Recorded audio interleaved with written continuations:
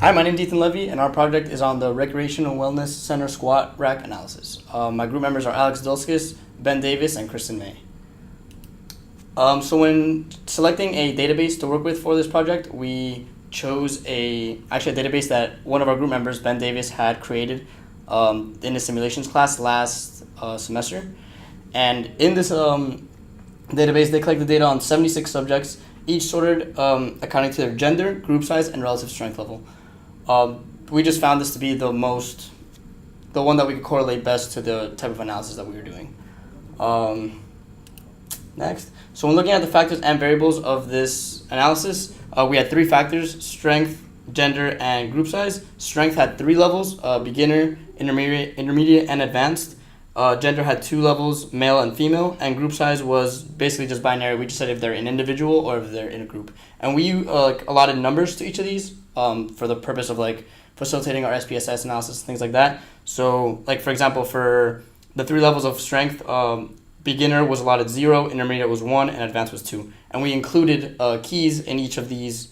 In our output, we have keys that kind of make it easier for anyone who's trying to interpret this data to look at and make sense of it.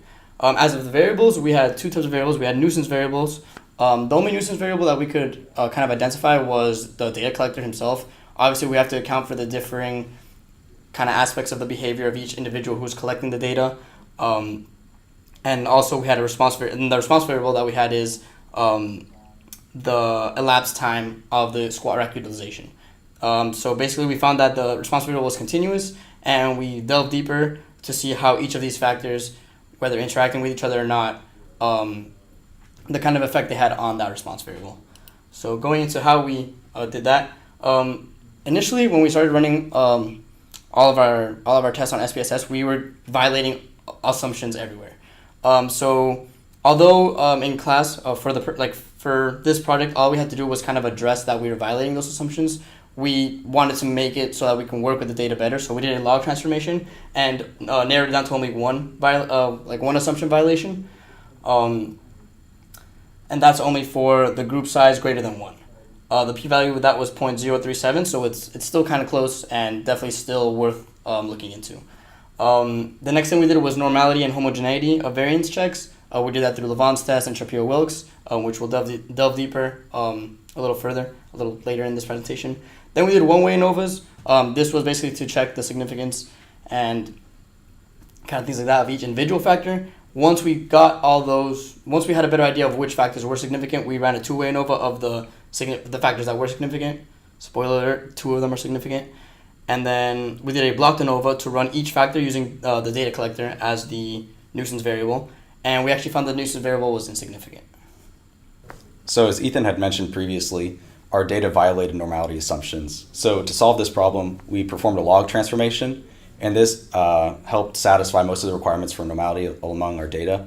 And further going into it here, our first factor, gender, we can see that the normality assumption is not violated here with p-values of 0.246 and 0.422 for male and female respectively. Also, the assumption of homogeneity is not violated. And the residuals on the the residual plot are normal. And the big thing here with this factor is that it was not significant with a p-value of 0.165. Our second one-way ANOVA was for group size. Our assumption of normality was not violated for individuals as the p-value is 0.522, but it was violated for groups and the p-value was 0.037. Levine's test says that our p-value for group size was 0.395, and the assumption of homogeneity was not violated. The residuals were normal, and our p-value from the one-way ANOVA table was 0.004, so our factor was significant.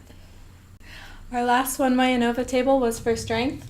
The assumption of normality according to our QQ plots shows that it is not violated for this data. The assumption of homogeneity was also not violated, and the residuals are normal. Our p-value was 0.024, which shows that this factor is significant.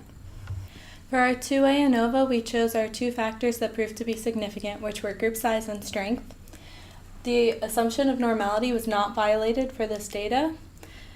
The assumption of homogeneity was also not violated. Our p-value was 0.401, which is backed up by the lines on the marginal means plot. They are not parallel and they do not intersect, which proves that these factors do not have a significant interaction. So in addition to the one-way and two-way ANOVAs that we analyzed, we also looked at a blocked ANOVA using the nuisance variable of the data collector. So in the original project, we had 4 different people actually running the time studies and collecting data.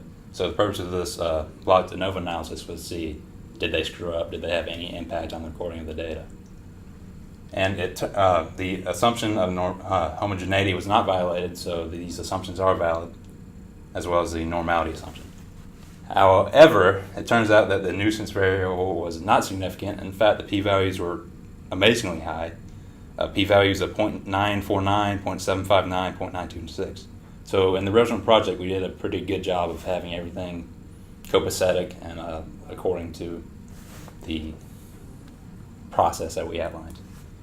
So in conclusion, we had 2 significant factors, group size and strength level, and the gender ended up not having an impact on the time taken in squat rack. In addition, the two-way interaction between group size and strength level was not significant.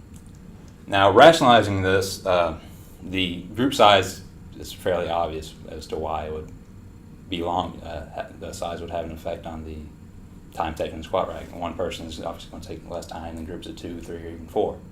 However, in the future, a recommendation would be to look into, does group size per capita have an effect? So, for example, does a group of 2 people take exactly or around 2 times as long as an individual?